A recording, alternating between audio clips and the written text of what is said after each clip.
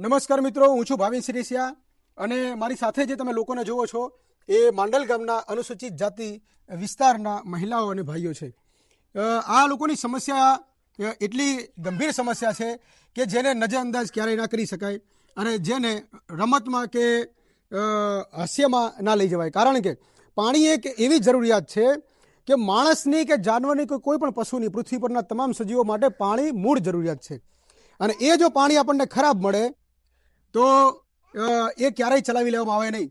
15 દિવસ પહેલા આવી જ રીતે આ લોકોએ અવાજ ઉઠાવેલો. 2 દિવસ સરખું પાણી આવ્યું અને પછી ફરીથી એ જ હાલત થઈ ગઈ છે.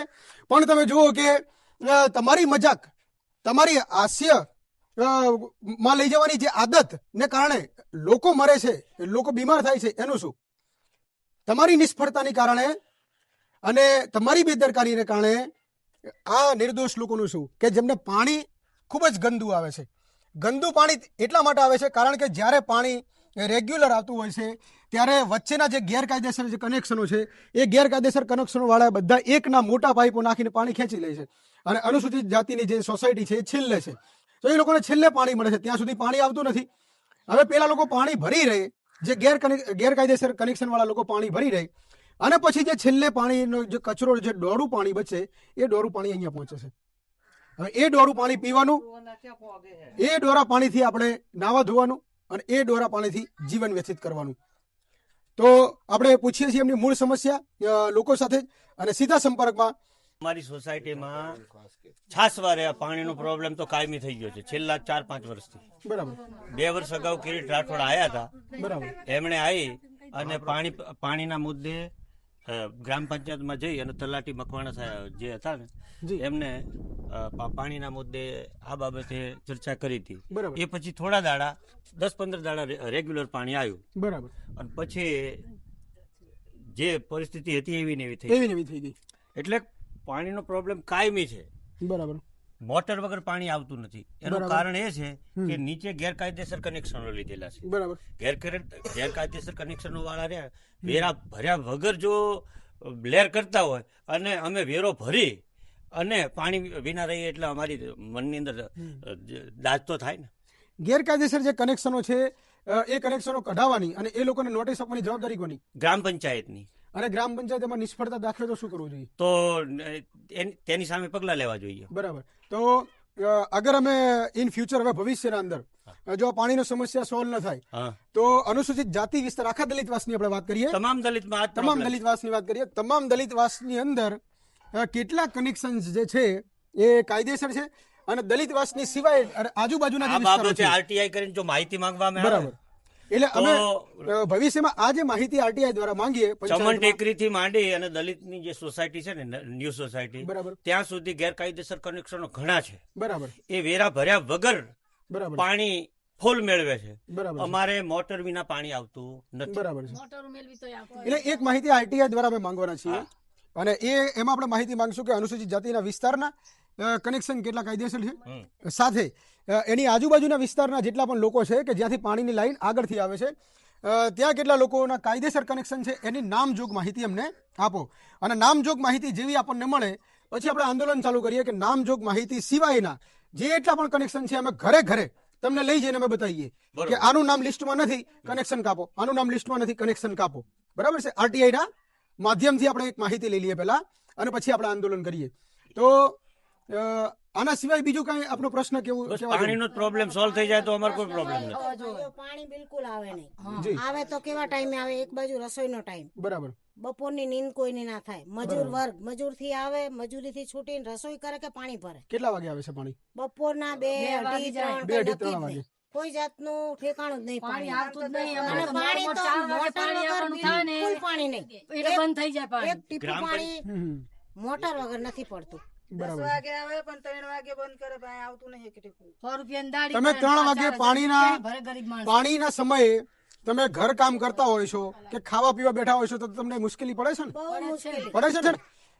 વાલ્મીકી સમાજની મહિલાઓને ચાલુ પાણી હોય અને પાણીનો ટાઈમ હોય ત્યારે એ લોકો વારવા બોલાવે બપોરે અને વારવા જવું પડે. 10 મિનિટ મોડા પડે તો પંચાયતમાંથી ફોન આવે, અનેકો દબાણો પેદા થાય. આજે એ જ વાલ્મીકી સમાજની બહેનો પોતાના ન્યાય માટે અને પોતાના અધિકાર માટે લડી રહી છે. એટલે આમ જોવા જઈએ તો મિત્રો માંડલ ગ્રામ પંચાયત અનેકો રીતે અનેકો રસ્તે ડગલે ને પગલે અનેકો કામની અંદર નિષ્ફળ છે, તમામ નિષ્ફળ છે, 4 વર્ષથી નિષ્ફળ છે. બરાબર. કીધું અમે વેરો ભરવી બરાબર બરાબર. પાણીનો, અને જે છાપરા બનાવેલા બરાબર એમને વગર વેરે પાણી 100 આપે બરાબર. અને આપણે અમને જ આ વેરો ભરવી અમને પાણી ના મળે એટલે વેરો ભરવા છતાં પાણી મળતું નથી. મળતું નથી. અને ગેરકાયદેસર બરાબર ગેરકાયદેસર કનેક્શન છે. ફૂલ પાણી મળે. હા મારા મમ્મા ખાલી દીધા અંદર. બરાબર. હા અને એના કારણે પાણી આપણા અમારા અહીં પાણી સોસાયટીમાં આવતું નથી. ઈ નહીં પેલા વાડા બાળા બધું વરી. જી જી હા અમારી લાઈન જે દલિત સમાજની ઠેડથી આ બોર હતો જૂનો બરાબર. તારની વાત ને દલિત સમાજની ત્યાં પાણી લાઈન નોખી હતી દલિત સમાજ જે આંબલીઓમાંથી આવતી. હા ઈ જી. હવે ઈ તો આવી ગયું, બંધ થઈ ગયું. ઈ બંધ થઈ ગયું. પછી આ પાણી અમને પાઈ દલિત સમાજની નાખી દીધી. અલગ. હા આમથી આમ આઈસરનું પાણી અને ત્યાં એનું પાણી બરાબર. ઈ પાણી ના આવે તો અમારે પાણી ના આવે એનું શું કારણ? મિત્રો, અનુસૂચિત જાતિ સમાજ માટે અલગથી બોર બનાવવામાં આવ્યો કે જેમાં કોઈ કનેક્શન ના નાખે અને એ અનુસૂચિત જાતિને પૂરતો પાણી પુરવઠો મળે એના માટે અલગ બોર બનાવાયો. જેમ કે અમારે પેલા આંબલીઓમાંથી પાણી આવતું, જે સરકારી સ્કૂલની બાજુમાંથી, તો ત્યાંથી પાણીની સમસ્યા આવી પેદા થતી, એના માટે અલગ બોર બનાવાયો કે અનુસૂચિત જાતિના લોકોને પૂરતું પાણી મળે એટલા માટે. તો હવે એ બોરમાં પણ અલગ લોકો કનેક્શન નાખવા માંડ્યા, મન ફાવે એમ પાણીમાંથી વાપરવા માંડ્યા. પાણીના જે પાઇપની જે સાઇઝ હોય છે એ સાઇઝનું પણ કોઈ હવે નક્કી રહ્યું નથી. 1 ઇંચનો પાઇપ કોઈ નાખી દે, કોઈ 1.5નો નાખી દે છે, કોઈ 1.5નો પાઇપ નાખી દે છે, કોઈ 2 ઇંચના પાઇપ નાખી દે છે અને પાણી પુરવઠો ખેંચી લે છે. અને અંતે શું થાય છે કે જે છેવાડાના વિસ્તારમાં, એટલે છેવાડાની જગ્યાએ જે પાઇપના કનેક્શન્સ હોય છે એ અનુસૂચિત જાતિ સોસાયટીના છે, ત્યાં પાણી હવે પહોંચતું નથી. કારણ કે જો વચ્ચેથી જ બધા પાણી ખેંચી લે તો છેલ્લે શું પહોંચવાનું? એમને પાણી દેવું હોય તો બીજી લાઈન નાખે ને. જી. આ સોસાયટી વાળાને લાઈન લેવી હોય તો બીજી નોખી નાખે. અલગથી લાઈન. સમાજની તો નોખી નાખે. અલગથી લાઈન આપી દે, હા, પણ દલિત સમાજના પાઇપમાં ના કનેક્શન નાખે. નાખે. બરાબર. દલિત સમાજના પાઇપની અંદર ના નાખે. સ્પેશિયલ બોરેથી જ નાખે. કેટલા સમયથી આ સમસ્યા કેટલા સમયથી છે? આ 10 માણસ સમજથી. આ એટલે મહિના એક ખરી? જ્યાં ના વાડા નાખે ને આખા દિવસનું પાણી થયું ને તાનનું નહીં આવતું. વાડા અને વાડે રજૂઆત તમે પંચાયતમાં રજૂઆત કરેલી? હા 1-2 વખત કરેલી, કોઈ સાંભળ્યું નહીં. બધાય અમે જ્યાં રજૂઆત કરવા છતાં પણ આંખ આડા કાન કરીને સૂતા છે હા અને હજી સુધી તમારી કોઈ વાત સાંભળતા નથી. અમે એમ કીધું અમને કાં તો વાવેતર ની લાઈન કરી દો, કાં તો આરી પાણી અમને હરખું હાલો, તો કઈ જો હાલતા નહીં. બને 1 વાગ્યાથી ટોટીમાં પાણી રેડવાનું ચાલુ કરે એટલે અમારે તો 2-3 કલાક એમાં અમે જતો રહે, પણ છતાંય અમે પાણી પાડતા નથી. એટલે અમારે પાણી માટેનો પ્રશ્ન છે, અમારે પાણીનો પ્રશ્ન હલ કરો. અને કે ગામની સમસ્યા સાંભળવાની જવાબદારી કોની બને? પંચાયતની બને, સરપંચની બને. સરપંચની બને. હા. સામાન્ય વ્યક્તિને પણ ખબર પડે છે કે ગામના જે સમસ્યાઓ જે છે, પ્રશ્ન છે, એ ગ્રામ પંચાયતની જવાબદારી બને છે.